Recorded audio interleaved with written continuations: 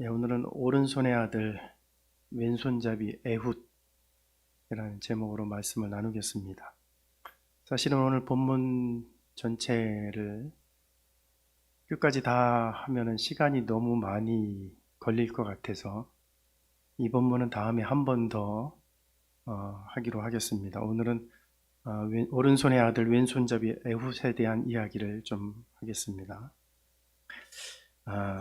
여러분, 세계적인 명지휘자 토스카니니를 모르는 사람은 아마 없을 겁니다. 이름은 잘 몰라도 이 사람 사진을 보면 저 사람 하고 사진을 보면 여러분 금방 알 거예요. 세계적인 명지휘자 토스카니니. 이 사람은요, 원래 지휘자가 아니라 첼로 연주자였습니다.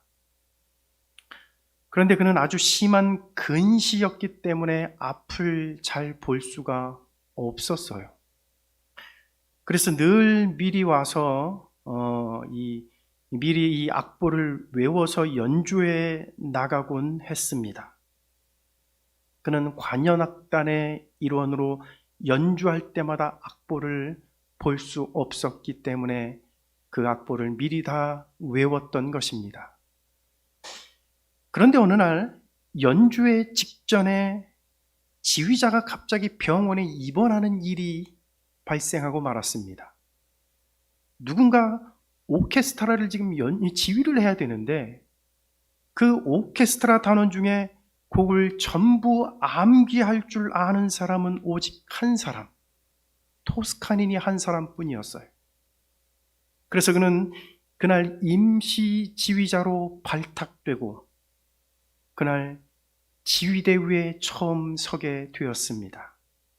그때 토스카니니의 나이는 겨우 19살이었습니다. 그리고 그 자리가 바로 세계적인 지휘자 토스카니니가 탄생한 순간이었습니다. 여러분, 이 이야기가 우리에게 가르쳐주는 교훈 한 가지가 있다면 준비된 사람에게 늘 기회는 온다는 것입니다. 여러분, 미래는 준비하는 자의 것이라는 얘기를 많이 들어보셨죠? 준비하는 자에게 늘 기회는 오는 것입니다.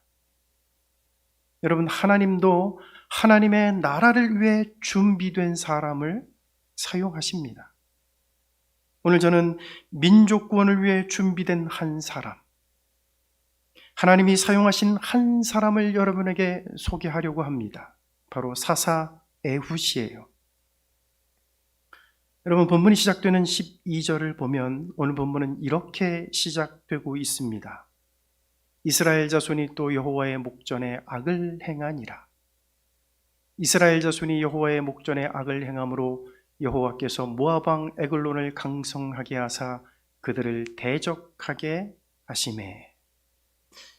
여러분, 여기 보시면 이스라엘 자손이 여호와의 목전에 또다시 악을 행했다고 말을 해요. 이스라엘은 마치 기다린 것처럼 또다시 하나님 앞에 악을 저질렀습니다. 믿음의 사람 온니엘이 생존해 있는 동안에는 그의 경건에 압도돼서 적당히 숨죽이고 있다가 그가 죽자마자 곧바로 이스라엘 백성들은 하나님 앞에 악을 행하는 악의 본색을 드러냈던 것입니다. 여러분, 그래서 하나님이 모압 왕 에글론을 강성하게 하셔서 암몬과 아말렉과 함께 이스라엘을 쳐서 종려나무 성읍을 점령하게 만들어요. 여러분, 그게 13절이에요. 한번 보세요. 에글론이 암몬과 아말렉 자손들을 모아가지고 와서 이스라엘 쳐서 어디를 점령합니까? 종려나무 성읍을 점령했다, 이렇게 말을 해요. 여러분, 여기 나오는 종려나무 성읍은요, 여리고를 말하는 겁니다. 여리고요. 그런데 이 여리고는 이스라엘에게 있어서 매우 상징적인 도시였습니다. 요단 동편에서 서쪽으로 들어가는 관문이 바로 여리고예요. 그리고 가나안에 들어가기 위해서는 반드시 차지해야 되는 전략적인 요충지가 바로 여리고였습니다. 그리고 이 여리고는 이스라엘이 가나안을 정복할 때 맨 처음 무너뜨렸던 승리의 서막을 알렸던 도시이기도 했습니다. 그래서 그런 의미에서 여러분, 여리고는 매우 중요한, 이스라엘 백성들에게 있어서 매우 상징적인 도시였어요. 그런데 이스라엘의 상징적인 도시인 이 여리고를 빼앗기고 점령당하는 굴욕을 당하고 맙니다. 그것도 여리고를 점령한 자가 누구냐면요, 다른 누구도 아닌 모압이에요. 모압. 여러분, 민수기 22장에 보면 모압은 이스라엘 백성들을 매우 두려워했다고 말을 해요. 출애굽기 15장에서도 모압은 이스라엘 백성들을 매우 두려운 존재로 여겼다는 기록이 나와요. 여러분, 무슨 얘기냐면 모압은 오래전부터 이스라엘의 적수가 아니라는 얘기예요. 여러분, 모압은요, 옛날부터 이스라엘의 적수가 아니었습니다. 이스라엘의 입장에서 봤을 때는 그냥 무시해도 되는 존재, 그게 모압이에요. 게다가 모압은 이스라엘이 정복해야 될 가나안의 6 부족이 아니었기 때문에 모압이 쳐들어와서 여리고를 점령하리라고는 아무도 예상하지 못했습니다. 여러분, 한번 생각해 보세요. 우리의 상대가 아니라고 생각했고 우리의 적으로 여길 필요가 없다고 생각한 그 모압이 이스라엘의 상징과도 같은 도시 여리고를 점령했을 때 이스라엘이 얼마나 황당했겠습니까? 얼마나 당황했겠어요? 여러분, 우리식으로 말하면 우리가 적으로 생각하는 북한, 중국, 일본이 아닌 그냥 우리의 형제의 나라라고 생각한 저 멀리 터키에서 갑자기 쳐들어와가지고는 대한민국의 상징과도 같은 도시들을 이 점령한다면 여러분, 우리가 얼마나 여러분 당황스럽겠습니까? 그와 비슷한 얘기예요, 여러분. 게다가 모압은 아브라함의 조카 롯의 후손들입니다. 무슨 얘기냐면요, 먼 친척벌 된다는 얘기예요. 따지고 보면 먼 친척벌 되는 그런 관계라는 얘기입니다. 그러니까 먼 친척벌 된다고 더 안심하고 있었는지도 몰라요. 그러기에 이스라엘은 여리고를 점령당한 그 일이 더더욱 황당하고 당황스러웠을 것입니다. 그리고 이때부터 이스라엘은 모압 왕 에글론을 무려 18년 동안을 섬기게 됩니다. 여러분, 기억하십니까? 이스라엘이 하나님을 버리고 바알과 아세라를 섬긴 것 때문에 메소포타미아의 통치자 구산 리사다임을 여러분 몇 년 섬겼다고 말을 했습니까? 8년이요. 이스라엘이 하나님을 버리고 이 바알과 아세라를 섬긴 것 때문에 여러분 이 메소포타미아의 통치자 구산 리사다임을 8년간을 섬겼단 말이에요. 여러분, 그 8년 동안 구산 리사다임의 종이 돼서 이스라엘은요, 지옥과 굴욕을 당하지 않았습니까, 여러분?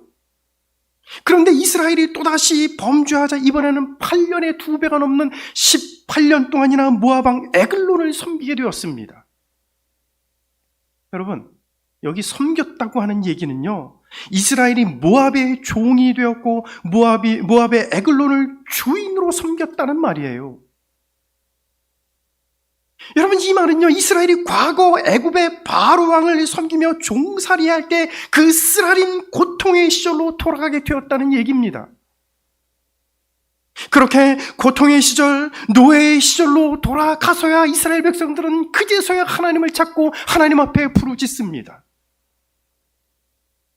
이때 하나님은 이스라엘 백성들의 부르짖음을 듣고 한 구원자를 세우셨습니다.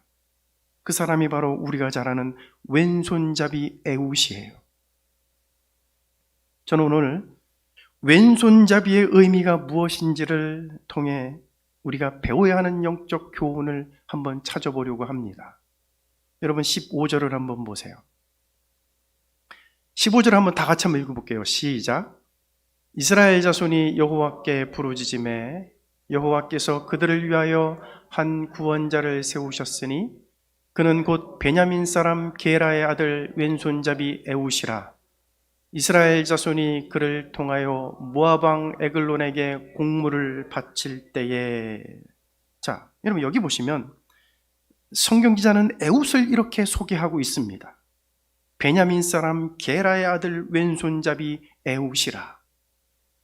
먼저 에웃은요, 베냐민 지파 출신이에요.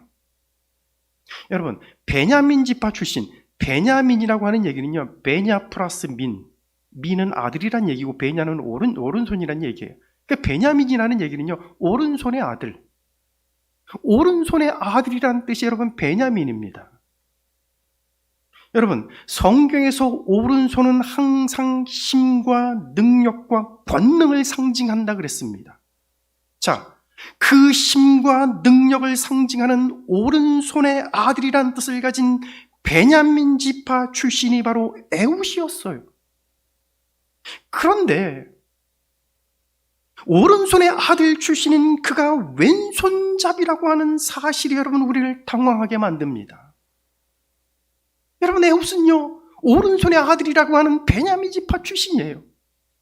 힘과 능력과 권능을 상징하는 오른손의 아들, 바로 그 지파 출신이 에웃이란 말이에요. 그런데 그가 왼손잡이입니다. 오른손을 쓸 수 없는 왼손잡이요. 자, 그렇다면 여러분, 오른손의 아들 왼손잡이라는 것이 과연 무엇을 의미하는 것일까요? 그리고 왼손잡이를 사용하셔서 민족을 구원한 에웃의 이야기가 오늘을 사는 우리에게 주는 영적 교훈은 무엇일까요, 여러분? 구약학자들은 에웃이 왼손잡이라는 말을 크게 두 가지로 해석합니다. 첫째는, 여러분, 왼손잡이라는 얘기는요, 오른손에 장애가 있다, 이런 말이에요. 오른손에 장애가 있다. 오른손에 장애가 있기 때문에 오른손을 사용할 수 없다는 얘기예요. 오른손을 사용할 수 없기 때문에 왼손을 쓸 수밖에 없다는 것입니다. 그리고 오른손을 쓸 수 없다는 것은 그 오른손으로 전쟁터에 나가서 무기를 들 수 없다는 것을 말합니다.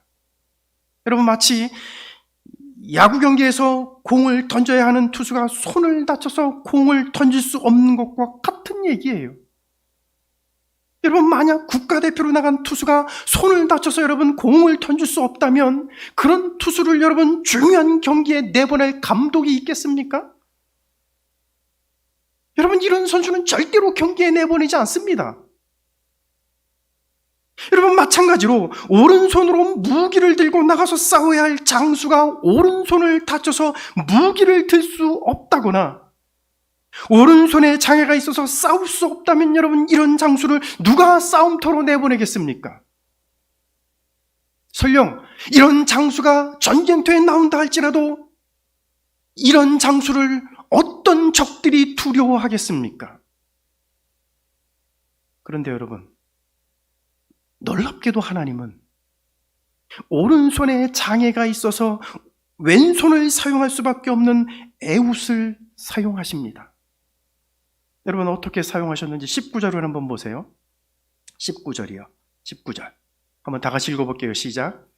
자기는 길갈 근처 돌 뜨는 곳에서부터 돌아와서 이르되 왕이여, 내가 은밀한 일을 왕에게 아뢰려 하나이다 하니 왕이 명령하여 조용히 하라 하매 모셔선 자들이 다 물러간지라. 자, 여러분, 여기 보시면 모압 왕 에글론이 곁에서 서 있던 자기 신하들을 다 물려요. 자기 옆에 있던, 자기 곁에서 자기를 보호하고 자기 곁에서 자신을 왕으로 모셔선 그 신하들을 다 물리치고 에웃과 독대를 합니다. 여러분, 이게 굉장히 중요한 얘기예요. 여러분, 만약 에웃이 오른손에 장애가 없는 사람이었다면, 그가 오른손을 능숙하게 사용할 줄 아는 장수였다면 여러분, 모압 왕이 그를 홀로 독대할 수 있도록 허용했겠습니까? 모압 왕은 오른손에 장애가 있어서 칼을 휘두를 수 없는 그의 신체적인 결함을 보고 그가 치안상 위험한 인물로 여기지 않았던 것이 분명합니다. 그래서 그의 독대를 허용한 것이에요. 여러분, 하나님은 이런 에웃의 신체적인 결함과 그의 약점을 이용하여 모압 왕 에글론을 죽이고 이스라엘 민족을 구원해 내셨던 것입니다. 사랑하신 여러분, 혹시 나에게 남들이 모르는 신체적인 결함이 있어서 하나님을 위해 하나님의 일을 할 수 없다고 생각하는 사람이 있습니까? 나에게는 약점과 단점이 너무나 많아서 하나님을 위해 쓰임받지 못한다고 생각하는 사람이 있어요, 여러분? 여러분, 하나님은 우리가 가진 신체적인 결함이나 우리가 가진 단점에도 불구하고 우리를 사용하실 수 있는 분이십니다. 여러분, 예수 그리스도께서 이 세상에 어떻게 오셨습니까? 이사야 53장 2절 3절에 보면 이사야 선지자는 예수 그리스도의 오심을 이렇게 예언을 합니다. 그는 주 앞에서 자라나기를 연한 순 같고 마른 땅에서 나온 줄기 같아서 고운 모양도 없고 풍채도 없은즉 우리의 보기에 흠모할 만한 아름다운 것이 없도다.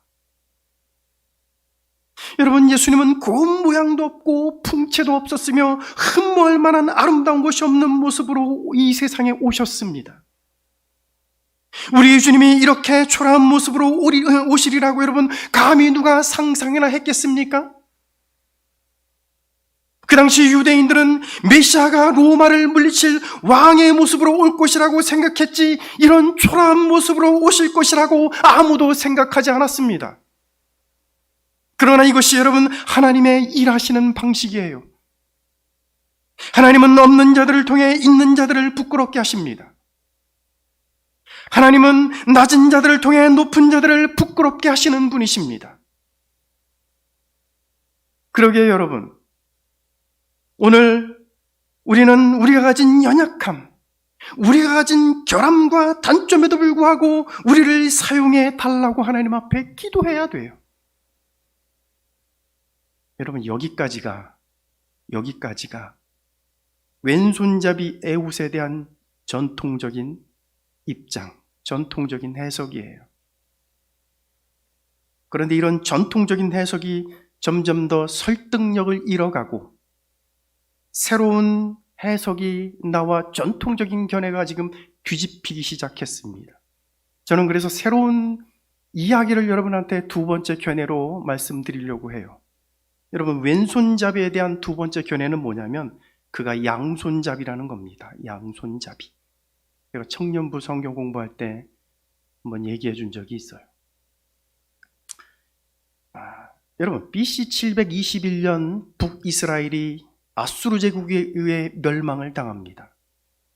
수많은 하나님의 백성들이 포로로 끌려가고 수많은 하나님의 백성들이 전 세계로 흩어지게 되었어요. 그리고 BC 586년에 남방 유다가 바빌로니아 제국에 의해 멸망당합니다.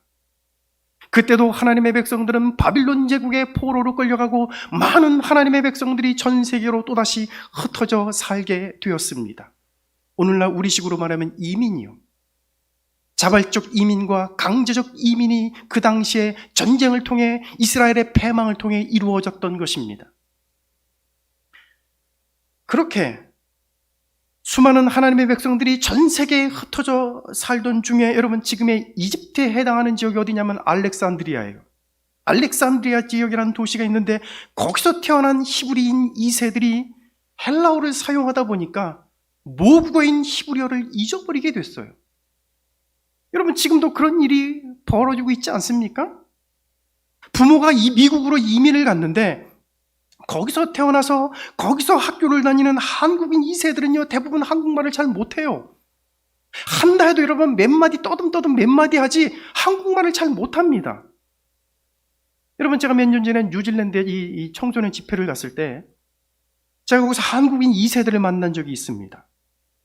거기서 태어나서 거기서 중학교, 고등학교를 다니는 학생들인데 한국말을 할 줄 아는 아이들이 거의 없었어요. 얼굴은 누가 봐도 딱 한국인이에요.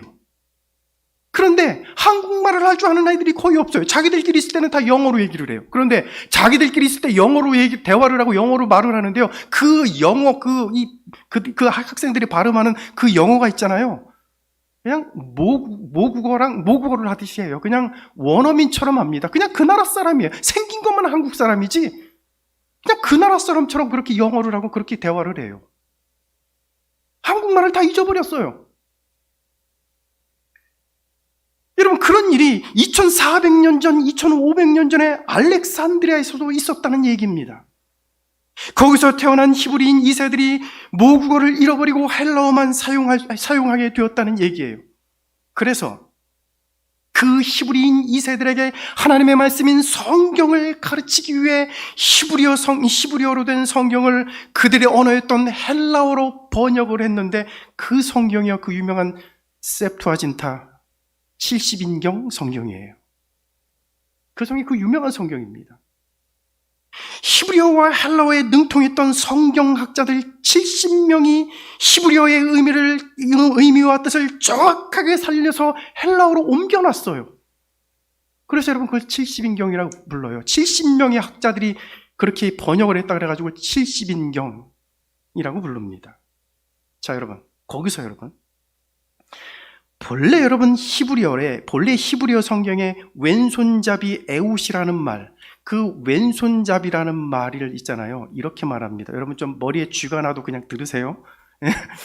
여러분, 원래 그 히브리어 성경이 왼손잡이라고 하는 말이요, 이쉬 이테르 야드 예미노 이렇게 불러요. 그 왼손잡이란 말이에요.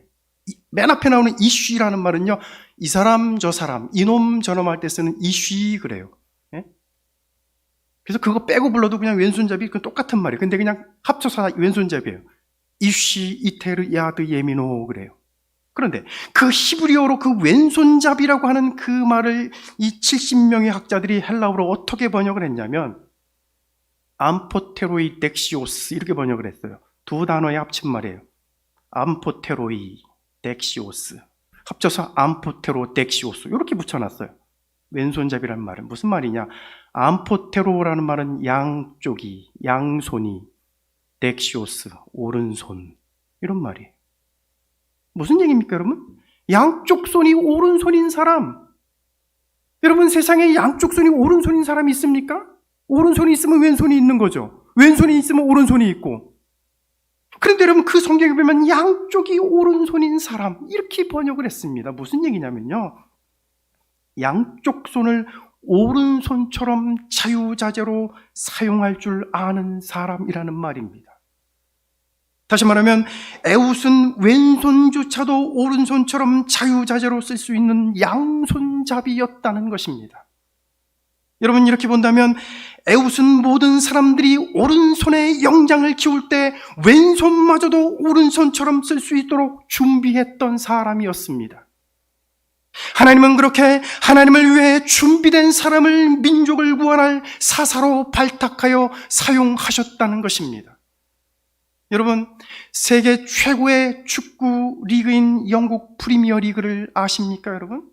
그 프리미어 리그에서 여러분 아시아 사람으로는 최초로 득점왕을 차지한 선수가 우리나라의 손흥민 선수입니다. 손흥민 선수가 득점왕을 차지할 수 있었던 결정적인 이유 중에 하나가 뭐냐면 손흥민 선수는요, 양발잡이요, 양발잡이. 그가 왼발을 오른발처럼 자유자재로 사용할 수 있도록 매 경기가 끝나면 왼발, 오른발 그렇게 슈팅 연습을 500번, 1000번씩 했다 그래요. 그래서 상대편 수비수가 손흥민 선수가 골대를 향하여 공을 찰 때면 상대편 수비수는 그가 어떤 발로 공을 찰지 모르기 때문에 잘 막지를 못한다고 합니다.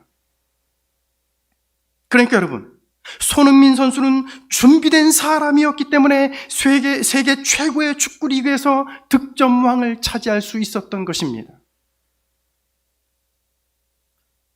사랑하신 여러분, 오늘 우리가 하나님 앞에 쓰임받는 사람, 하나님 손에 붙들려 쓰임받는 인생이 되기를 원한다면 다른 사람들이 오른손에 영향을 키울 때 우리는 왼손마저도 오른손처럼 자유자재로 쓸 수 있도록 준비하는 사람이 되어야 합니다. 왼손마저도 오른손처럼 자유자재로 사용할 수 있도록 준비했던 애우처럼 우리도 더 많이 준비하고 더 많이 훈련하는 사람, 이런 사람이 되어야 합니다. 그래서 하나님의 거룩과 영광을 위해 쓰임받는 그런 사람들이 다 되어야 할 것입니다. 오늘 저와 여러분들이 그런 사람 되시기를 주님의 이름으로 축원합니다. 기도하겠습니다.